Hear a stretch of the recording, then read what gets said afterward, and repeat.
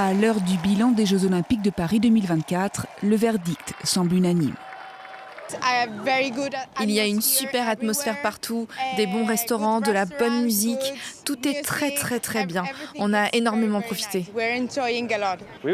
Tout était génial, c'était spectaculaire, on a vraiment adoré. Dur de faire mieux.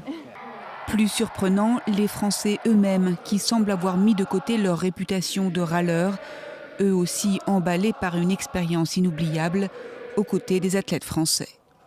Lundi, c'est le retour à la réalité, il va falloir revenir à comme avant, à réussir à passer à autre chose, mais je pense qu'au-delà de ça, on peut être heureux de l'image que la France a renvoyée pendant ces 2 semaines. Franchement, c'est top, on vivra sûrement ça qu'une fois dans notre vie, donc c'est à faire.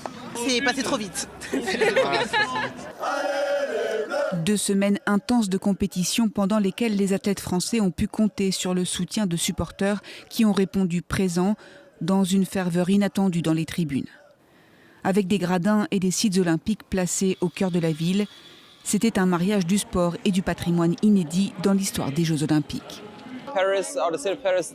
Paris nous a montré l'art parfait de combiner la tradition et la modernité. C'est vraiment génial. Mais il ne faut pas oublier une face plus sombre de ces Jeux Olympiques, les étudiants mis à l'écart au printemps ou les expulsions de camps de sans-abri.